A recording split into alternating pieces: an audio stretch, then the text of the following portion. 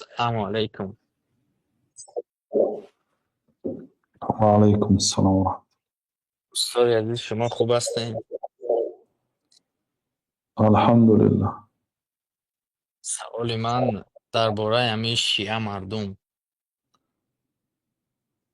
من نمیدونم شما مرا به یاد دارین ندارین، خیلی به فکرم به یاد دارین. یک دو برادر دارم، مسلمان هستن و شیعه هستن، در یک جا کار میکنیم، در یک جا میخواندیم. مثلا از اون شیعه های نیستن که علی گفته رقص کنن و یا کارهای بای کنن. مثلا الحمدلله ما مسلمان میگفتن و ما میگفتن از شما چی فرق داریم که هم ابوبکر و عمر رو بد میبینیم. میگفتیم سببش در چی است.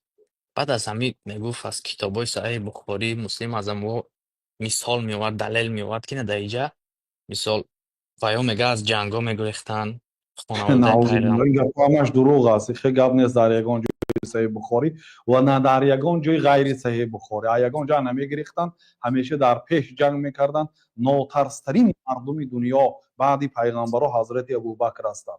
حضرت ابوبکر با علم، با مشورت، با بدن، با شمشیر جنگ کردند. اگر حضرت علی در صف پیش جنگ میکرده باشند فقط با شمشیر، حضرت ابوبکر با علم، با مشورتشون با پیغمبر صلی الله علیه و سلم جنگ میکردن. فقط با جنگ نه، بدنی نه، اون بدن عسکری عادی هست.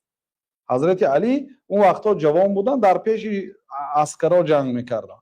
حضرت ابوبکر در پهلوی راستی پیغمبر صلی الله علیه و سلم اینو نقشه جنگ میکشیدن کی باید در کجا ایستاد.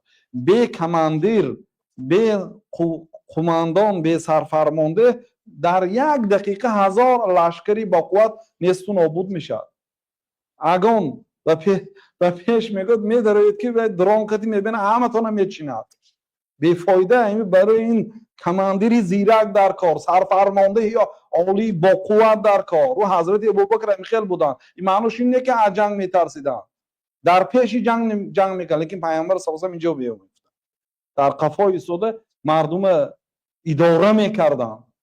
این گپا نادرست است. یگان مراتب از یگان جنگ نگریختن حضرت ابوبکر. حتی جنگ احد که بعضی صحابه ها گریختن، ابوبکر رو گریختگی نیستن.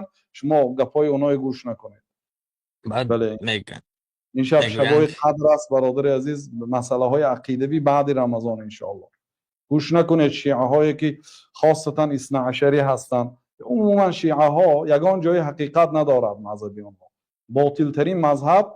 حتی امام ابو حنیفه گفتن که از همه آدم علمگیر از شیعه ها علم نگیر، چون که اونا دروغ میگن و دروغ گفتن در دین عبادت میدونن و اونا تقیه میکنن.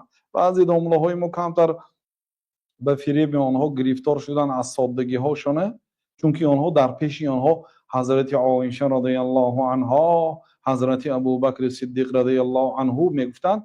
اینا میگفتن که آن چیزی که ما در کتاب خوانیم دروغ بوده است، آن چیزی که ما در حقیقت دیدیم شیعه های خیلی نبوده است. گفته با آنها گمانی نیک کردن، با اون گپای هم مغرور نشوید. اونها تقیه میکنن، دروغ میگن و در پیش سنی ها خودشون سنی به آداب میگیرن.